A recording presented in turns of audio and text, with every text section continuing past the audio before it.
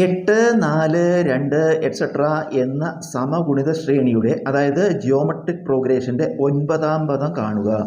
നമുക്കൊരു സമഗുണിത ശ്രേണി തന്നിട്ടുണ്ട്. സമഗുണിത ശ്രേണി എന്ന് പറഞ്ഞാൽ ഒരു സംഖ്യ കൊണ്ട് നിശ്ചിത സംഖ്യ കൊണ്ട് ഗുണിച്ച് പോണത്. ഈ സമഗുണിത ശ്രേണിയുടെ നമുക്ക് എന്ത് കാണണം? 9th ടേം കാണണം. സമഗുണിത ശ്രേണിയുടെ n-ാം പദം കാണുന്നുള്ള സൂത്രവാക്യം. സമഗുണിത ശ്രേണിയുടെ n-ാം പദം കാണുന്നുള്ള സൂത്രവാക്യമാണത് Tn = a × r ഘാതം n-1. T എന്ന് പറയുന്നത് നമ്മൾ അവസാന പദം അല്ലെങ്കിൽ n-ാം പദം എന്ന് എടുക്കാം. Tn nth ടേം അവസാന പദം അല്ലെങ്കിൽ n-ാം പദം. എ എന്ന് പറയുന്നത് ഫസ്റ്റ് ടേം ആദ്യ പദം. ആർ എന്ന് പറയുന്നത് കോമൺ റേഷ്യോ പൊതുഗുണകം. നമുക്ക് ആദ്യം പൊതുഗുണകം കാണാം, കോമൺ റേഷ്യോ കാണാൻ T2/T1, അതായത് രണ്ടാം പദത്തിന് ആദ്യ പദം കൂടെ ഹരിക്കണം. ഇവിടെ രണ്ടാം പദം 4 ആദ്യ പദം 8. അപ്പോൾ 4/8 4 കൊണ്ട് പഠിച്ചെടുക്കുമ്പോൾ 1/2 നമുക്ക് എന്ത് കിട്ടി? 6 കിട്ടി. പൊതുഗുണകം കോമൺ റേഷ്യോ കിട്ടി. ഇതിൽ എന്ന് പറയുന്നത് പദങ്ങളുടെ എണ്ണാണ്.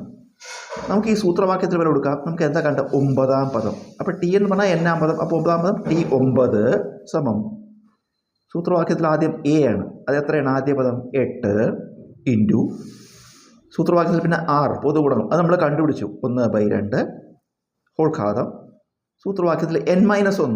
n പറഞ്ഞ പദങ്ങളുടെ എണ്ണം ഇവിടെ പറയേണ്ട 9ാം പദം. അപ്പോൾ 9 ആണ്. അപ്പോൾ ഇവിടെ n-1 വരെ 9 - 1.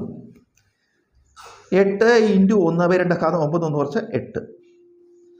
ഈ 8 എന്ന് പറയുന്നത് 2³ ഇൻറ്റു 1/2 ഹോൾ ഘാതം 8 എന്ന് പറഞ്ഞാൽ 1/8/2 ഘാതം 8 എന്ന് എഴുതാം. 1/8 1 തന്നെയാണ്. 1ൻ്റെ കൃതി എന്ത് വന്നാലും 1 എത്ര തവണ കുടിച്ചാലും 1 ആണല്ലോ. അപ്പോൾ 2³ 1 കൊണ്ട് കുടിക്കുമ്പോൾ 2³ അംശം എഴുതി 2³ ഛേദം 2 ഘാതം 8. ഈ 2³ എന്ന് പറഞ്ഞാൽ എന്താ? 2 ഇൻറ്റു 2 ഇൻറ്റു 2. 2 3 തവണ ഗുണിക്കുന്നു. താഴെയോ 2 8 തവണ ഗുണിക്കുന്നു. അപ്പോൾ മുകളിൽ 2 3 തവണ ഗുണിച്ചെഴുതുന്നു, താഴെ 2 8 തവണ ഗുണിച്ചെഴുതുന്നു. അപ്പോൾ നമുക്കൊരു 3 2 വീതം അംശത്തിലും ഛേദത്തിലും വെട്ടിക്കളയാം. അപ്പം ഈ മുകളിൽ 2 ഇല്ല, 2 3 2 വെട്ടിക്കളഞ്ഞു. അടിയിലോ 3 2 വെട്ടിക്കളഞ്ഞാൽ അടിയിൽ 2 5 പ്രാവശ്യമുണ്ട്, 2 ഘാതം 5. അപ്പോൾ എന്ത് വന്നു? 1/2 ഘാതം 5.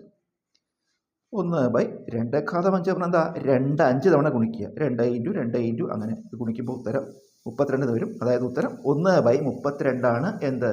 9ാം പദം.